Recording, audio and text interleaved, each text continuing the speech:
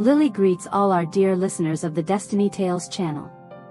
Today, in our familiar broadcast slot, Lily is excited to share with you a captivating tale titled A Poor Girl's Journey by author Clara Rose. We hope this story brings you moments of relaxation and joy. After listening, please don't forget to like, comment, and subscribe to support Lily and the entire team behind the channel. Now, let's dive into the story. The boss is almost back. Is everything ready? Nanny Rose called out to the staff, urging them to prepare meticulously to welcome their employer. It had been a month since their boss, James Carter, returned. James, the head of a major corporation, had married 2 years ago. His wife, Emily, came from a prominent family in Riverbank City. Childhood sweethearts, their wedding was a joyous occasion, with everyone wishing them a lifetime of happiness. But last year, Emily was in a tragic accident, leaving her in a vegetative state. Since then, James had brought her home, caring for her devotedly, despite knowing she might never recover. Yet, in his heart, he clung to the hope of a miracle. Upon arriving home, James went straight to Emily's room, sitting by her bedside to share stories of his day. "Darling, I'm back. Did you wait long? I'm sorry, work at the hotel has been overwhelming. We just opened our 5th branch. Can you believe it? Soon, we'll hit 10. Isn't your husband amazing? When you're better, you'll help me manage things, okay? It's a lot, and I'm a bit tired. Oh, I got you a gift, look, isn't it beautiful?" James spoke to Emily for a long time, his voice warm and hopeful. But as he stepped out of her room, his face darkened.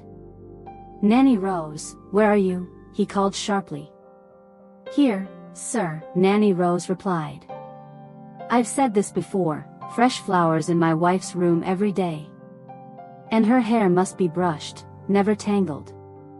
If this happens again, fire the responsible party." "Yes, sir, I understand," Nanny Rose stammered. "I told Mary, but she thought the old flowers were still fine, so—" "Fire her," James interrupted. "And make sure my instructions are followed, or you're all out." "Yes, sir," Nanny Rose nodded, chastised. The next day, James's mother, Margaret, called with urgent news. "James, I consulted a seer, and he was spot on. He said if you have a child and raise it in your home, Emily will recover. The child will be the key to her healing." "Mom, you believe in that nonsense?" James scoffed. "I didn't at first, but I've seen 5 seers, and they all said the same thing. A child will help Emily recover, and you two can raise it together, living happily. Please, consider it." Though skeptical, James loved Emily deeply and wanted her to recover. He also longed for a child to inherit his vast fortune and continue his legacy, as he and Emily had no children. Reluctantly, he agreed. Margaret promised to find a young woman to bear his child. After the birth, James would raise the child, and the woman would leave, per their agreement, with no further involvement. Finding someone trustworthy who met Margaret's high standards, however, proved challenging. On a peaceful Sunday in Willow Village, Grace's mother called out, "Grace, wake up. We're heading to the city to clean houses today." "Let me sleep a bit more, Mom," Grace groaned. "Get up. It's an hour's drive to the city," her mother insisted. Yawning, Grace got up, brushed her teeth, and ate instant noodles with her mother for breakfast. As they rode their rickety scooter to the city, Grace muttered, "Why are we so poor, Mom? Even on Sundays, we're slaving away." Her mother sighed. "Keep working hard, dear. In a few years, we'll pay off our debts and live easier. With that huge debt, when will we ever be free?" Grace asked. "Just do what you can.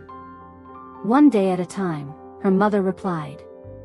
"Maybe I'll marry a rich man to pay off our debts," Grace teased. "No way," her mother said firmly. "I won't let people say I sold my daughter. But how else can I make enough money? Grace asked.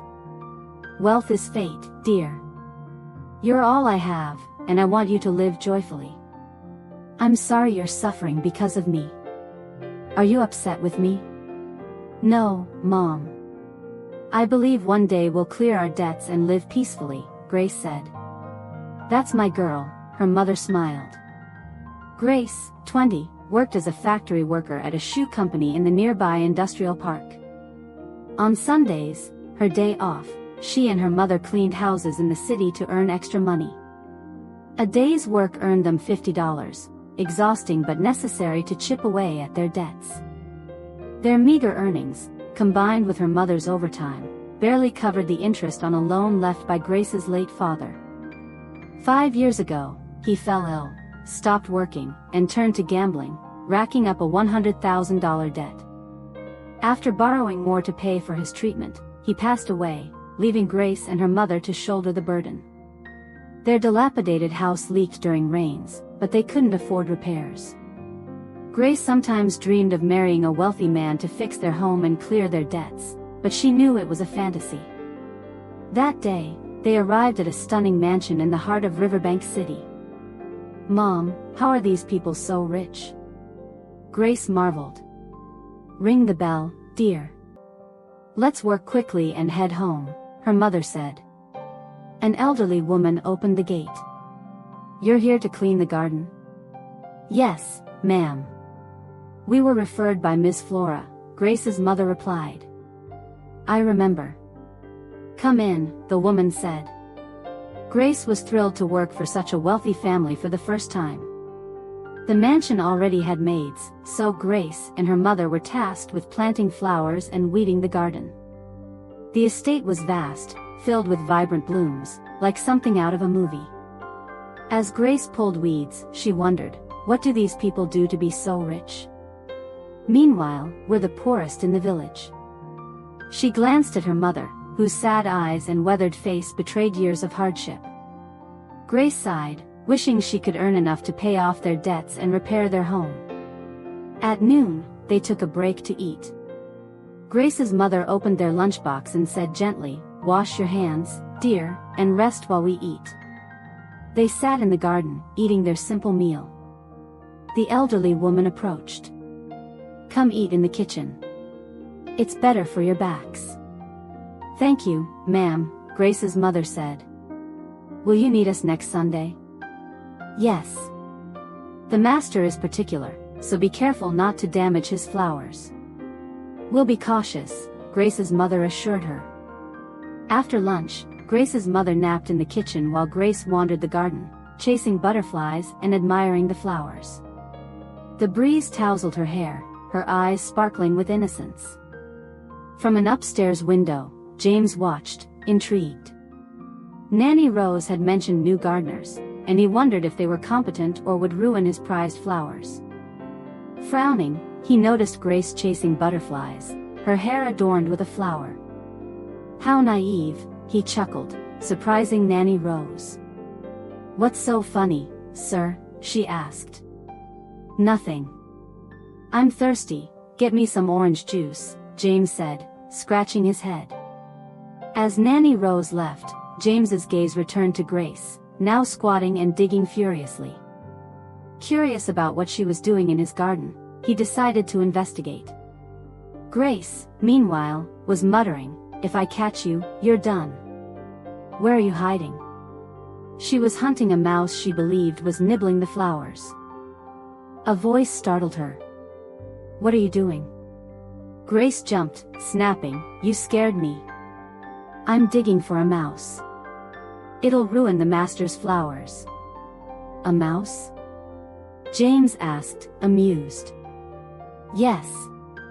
Don't just stand there, help me. Grace waved him over, assuming he was a worker. We have to catch it, or it'll destroy everything. James hesitated. I'm afraid of mice. Grace laughed. A grown man scared of mice? Come on, dig with me. I'll hold this stick to whack it when it runs out. Handing him a hoe, she said, dig here. I'll watch for it. James, initially reluctant, found her enthusiasm infectious. He dug eagerly. "There! I see its tail!" Grace shouted. "Where?" James asked, swinging the hoe, only to hit his own foot. "Ouch!" he yelped, hopping in pain. "Oh no, are you okay?" Grace asked, panicked. "I'm crippled." James groaned dramatically. "You made me do this." "Don't blame me, you're clumsy," Grace retorted. She checked his foot, relieved to see only a bruise thanks to his shoes. "Apply some ointment, and you'll be fine in a few days." Back in his room, James winced at the bruise, muttering, "All her fault." Nanny Rose, concerned, asked, "What happened to your foot, sir?" "It's nothing," he brushed off. That afternoon, as Grace and her mother tended the garden, a sleek car pulled in. A well-dressed woman, Margaret, stepped out, looking far younger than Grace's mother despite their similar age. Spotting them, she asked Nanny Rose, "Who are they?" "They're from the countryside, here to tend the garden," Nanny Rose replied. "I've told them to be careful, Master James is particular." "Is James upstairs?" Margaret asked. "Yes, ma'am." "I noticed he's limping," Nanny Rose said. Margaret hurried to James. "What's wrong with your foot?" "It's fine, Mom. Just a small accident." "Are you staying long?" "Until your matter is settled," Margaret replied. "I found a suitable girl to bear your child. She'll be here soon." James sighed. "Fine." When the girl arrived, James grimaced. "Mom, what kind of choice is this? She won't do." "She's from a good family and well-mannered," Margaret protested. "She's too heavy." "Find someone else," James insisted. "You're too picky," Margaret said, but James refused. Ultimately, she agreed to let him choose his own candidate. A week passed, but James hadn't found anyone suitable. The following Sunday, Grace and her mother returned to the mansion. From upstairs, James watched Grace in the garden, chuckling as he recalled their mouse-hunting mishap. "Maybe I should talk to her," he thought. "She's hardworking and made me laugh." As Grace worked alongside her mother, the elderly woman approached. "How old are you, dear?" 20, ma'am," Grace replied. "Do you have a boyfriend?" Blushing, Grace shook her head. "Not yet." "Wash up and come inside. The master wants to meet you." Surprised but excited, Grace cleaned up and followed Nanny Rose into the grand living room, where James and Margaret awaited.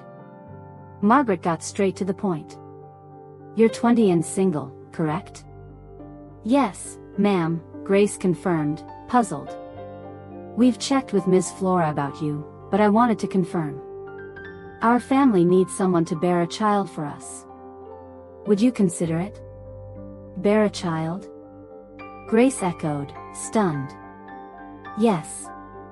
The contract details everything. During pregnancy, you'll be fully cared for. After birth, we'll raise the child, and you'll leave to start a new life. It's a transaction, nothing more. What do you think?" Grace's mind reeled. The contract promised $100,000 upon pregnancy, with all expenses covered. She only needed to carry and deliver the child. But as an innocent young woman, the idea overwhelmed her. "I've never considered this. I don't know what to do," she stammered. "If $100,000 isn't enough, we'll make it $150,000, Margaret offered. $150,000? Grace gasped. It was a fortune. "Who would I be bearing the child for?" "My son, James," Margaret said. Grace looked at James, the man who dug for the mouse and injured his foot. "He's the master of this mansion?" she thought, stunned. "And the owner of the city's biggest hotel chain? I thought he was a worker." "Handsome and successful," James met her gaze. The family gave her time to decide, but Grace agreed almost immediately. The $150,000 would clear her mother's debts and end their years of struggle. Plus, she found James attractive. When she brought the money home, her mother was shocked. "Grace, where did you get this? Did you steal it?" "No, Mom. I earned it honestly." "Don't worry," Grace assured her. "Tell me the truth," her mother demanded. "It's not time to explain yet. Just trust me, I haven't done anything wrong." "Let's pay off our debts," Grace said. After convincing her mother, Grace moved to the city to begin her role. James provided her with a 3-story house next to his mansion. "This is for you," he said, handing her the deed and keys. "You bought this for me?" Grace asked, incredulous. "Yes. Check it yourself." Overjoyed, Grace danced around. "I have a house. I'll bring Mom here. No more living in that leaky shack." The house was fully furnished, and Grace's only task was to rest and prepare for pregnancy. "Why are you so kind to me?" "I'm just here to bear your child," she asked. "I'd have bought a house anyway. You need a place to stay during pregnancy." "I can't have you in the mansion," James explained. "Why not?" Grace asked.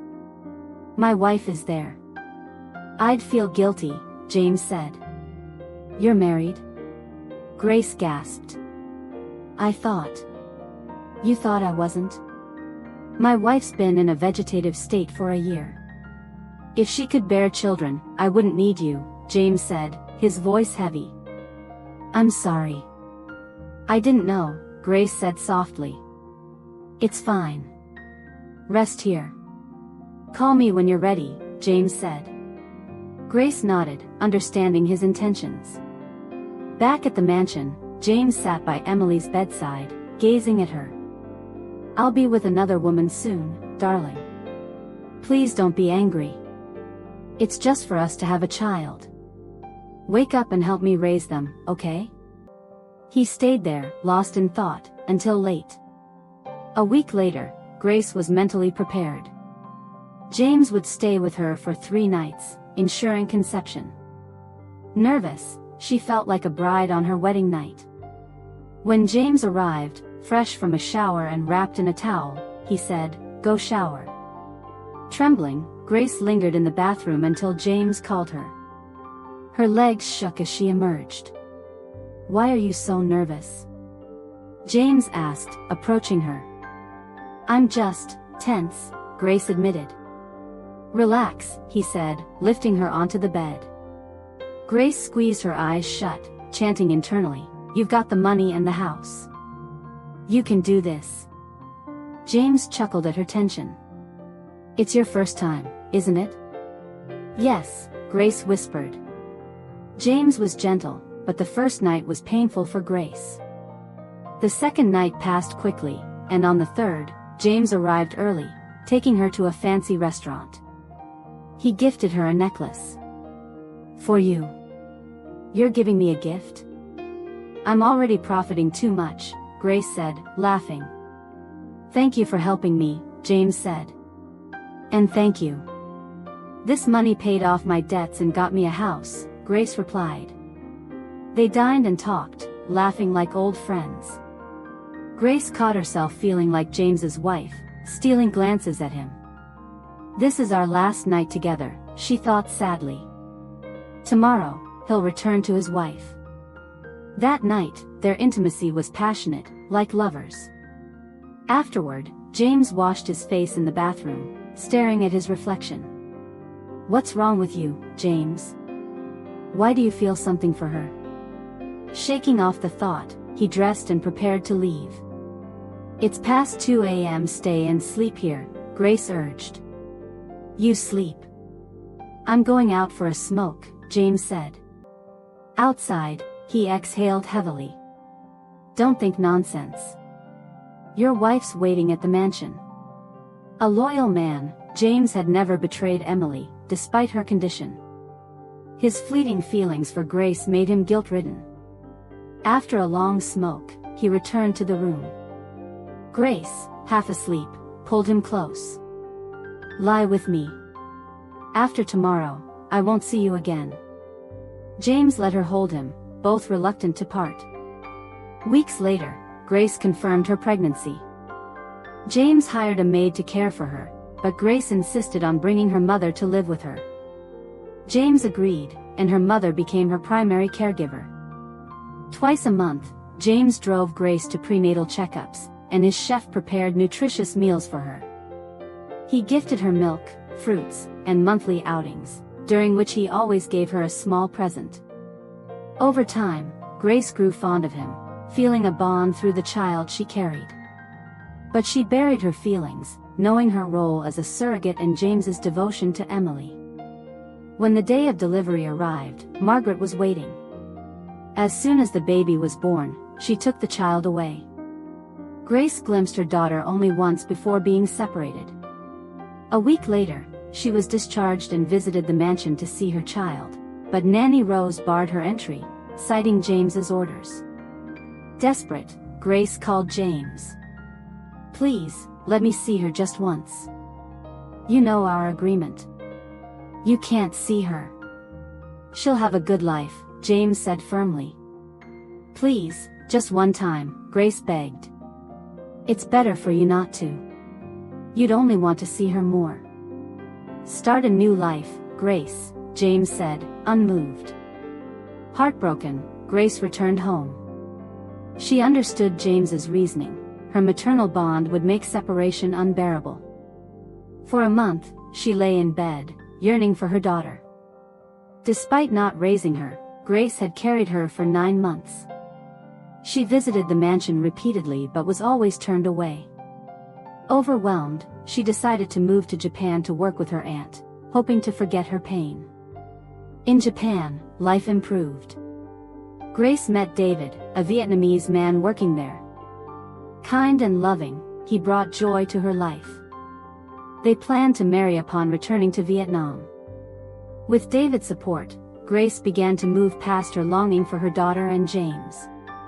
Each year, on her daughter's birthday, she wrote loving messages in a notebook, imagining her as a beautiful princess. 3 years already, Grace mused, clutching the notebook. David, noticing her mood, comforted her. "She's living well. Don't worry." 5 years later, Grace prepared to return to Vietnam. David helped pack, but she sensed his sadness. "Go ahead. I'll join you soon," he said. "David, don't wait for me. Find someone else," Grace said gently. "You've been so good, but I don't feel the happiness I should." "It's not your fault. If I can't forget you?" David asked. "Don't be stubborn. You'll find someone better," Grace insisted. Back in Vietnam, Grace's first thought was to visit James's mansion, where her daughter lived. She rode her scooter to the gate, waiting across the street, hoping to catch a glimpse of her now 6-year-old daughter. Hours passed without success, and she returned home, dejected. Over dinner, her mother noticed her mood. "You went to the mansion, didn't you?" "I just wanted to see her," Grace admitted. "She's beautiful, like you," her mother said. "You've seen her?" Grace asked, eyes wide. "Yes, passing by. She was with Nanny Rose, buying something. She's well-dressed, with neatly braided hair," her mother said. "I wish I could see her," Grace sighed. "Do James and his wife love her?" "His wife passed away last year," her mother revealed. Lying in a vegetative state for years, passing was a mercy. "I thought James's devotion would save her," Grace said, stunned. "So, he's raising her alone?" The news sparked a wild thought. With Emily gone, Grace dreamed of reuniting with James and their daughter, forming a family.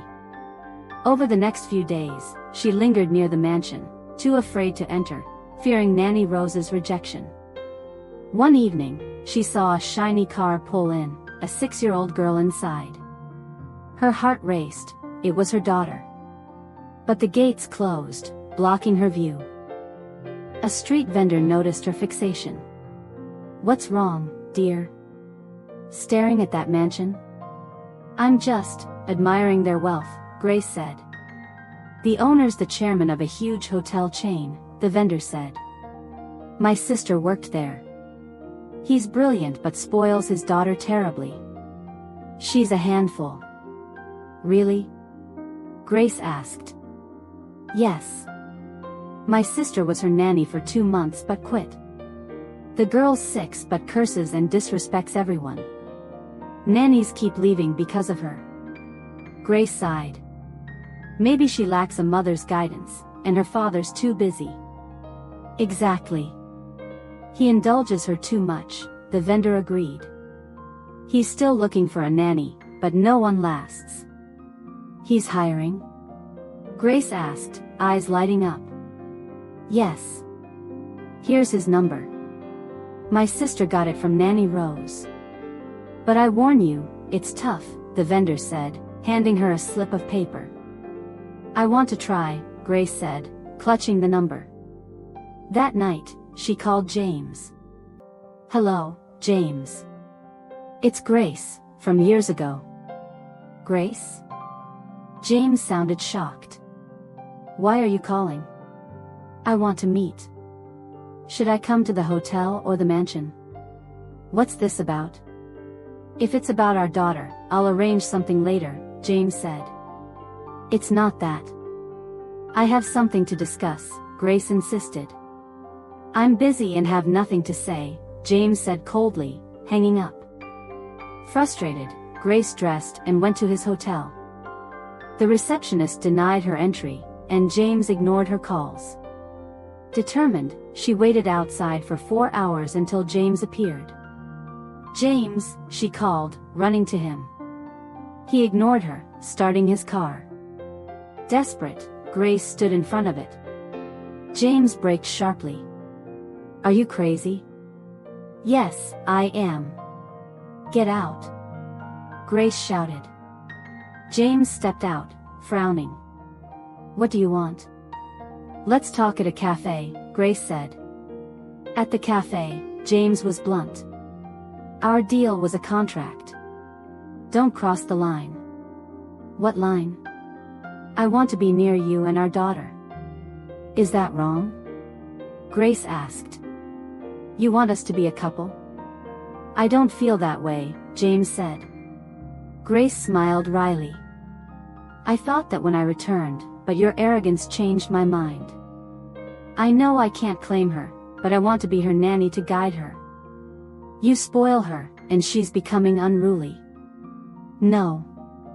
She's just a child. She'll grow out of it," James defended. "You're excusing your indulgence." "She needs discipline," Grace argued. After a heated debate, James relented, allowing Grace to be the nanny on one condition: she couldn't reveal her identity or their past. Overjoyed, Grace moved into the mansion. Nanny Rose was shocked. "What are you doing here?" "I'm here to be the nanny." James approved, Grace said. Nanny Rose confirmed with James before letting her in. "Don't reveal who you are. The master will be furious." "I understand. I'm just a nanny," Grace assured her. The girl's stubborn. Previous nannies quit. "Good luck," Nanny Rose warned. Grace's heart swelled as she entered her daughter's room. Named Sophia, the 6-year-old was watching TV, ignoring Grace's arrival. "Miss Sophia, this is Miss Grace, your new nanny," Nanny Rose announced. "Tell her to quit." "Don't waste my time," Sophia said without looking. "Miss Grace will try for a month." "Get acquainted," Nanny Rose said, leaving. Grace approached Sophia, smiling. "I'm Grace, your nanny. Let's chat to get to know each other." Sophia sighed. "Get lost, country bumpkin." Stunned by her rudeness, Grace responded gently but firmly.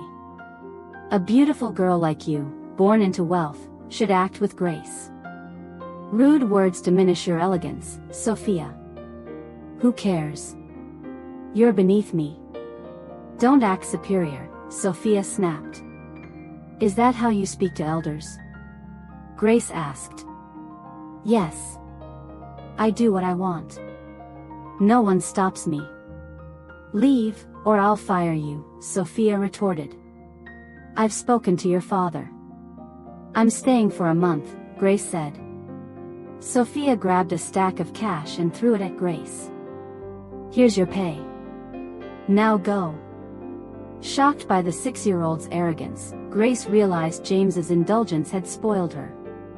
In his office, James monitored the mansion's cameras, installed to protect Sophia and watch Grace. Seeing Sophia throw money and insult Grace, he grew worried. She's getting worse. If I don't act, she'll be unmanageable. He decided to let Grace try disciplining her. That evening, Grace attempted to teach Sophia. Turn off the TV. It's study time. No. Go away, Sophia said. Why not study? Grace asked. It's boring. Money solves everything, Sophia replied. Grace laughed. Can money buy knowledge? No, but I don't need it. Dad's rich, Sophia said. What if his business fails? Grace countered. Knowledge is your foundation. Without it, you're empty-headed. I don't care. I'll live off Dad, Sophia insisted. Frustrated, Grace turned off the TV and placed a workbook on the table. Sophia swept it to the floor, shouting, "Get out, you filthy peasant." Angry, Grace grabbed Sophia's arm. Your behavior makes you low, Sophia.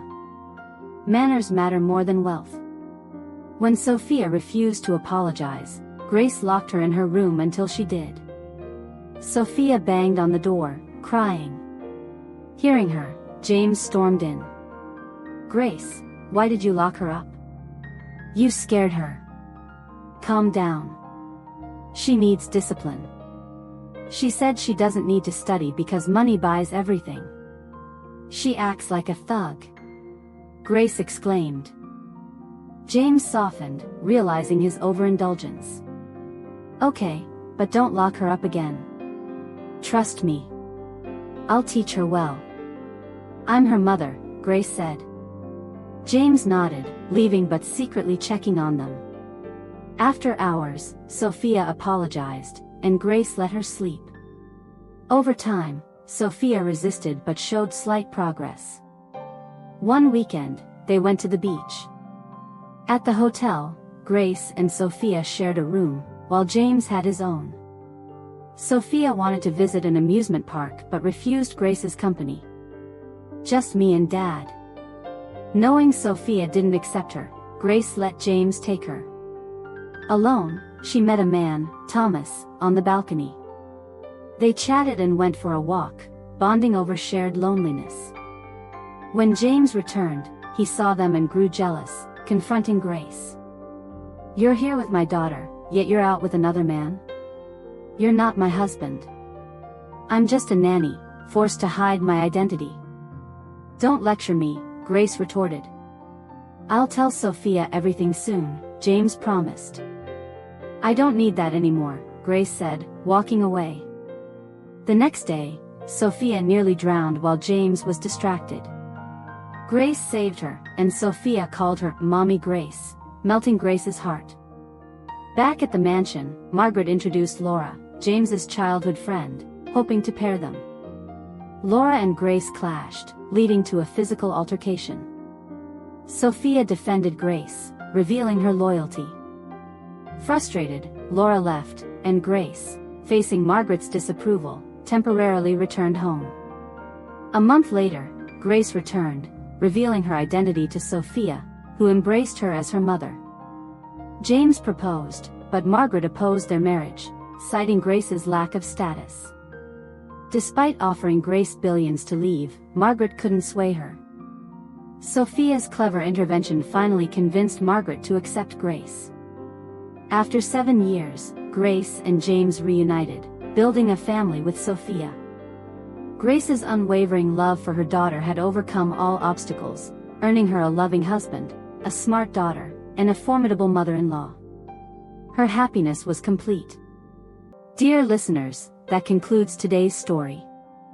Don't forget to like, subscribe, and turn on notifications for more captivating tales. Goodbye, and see you next time.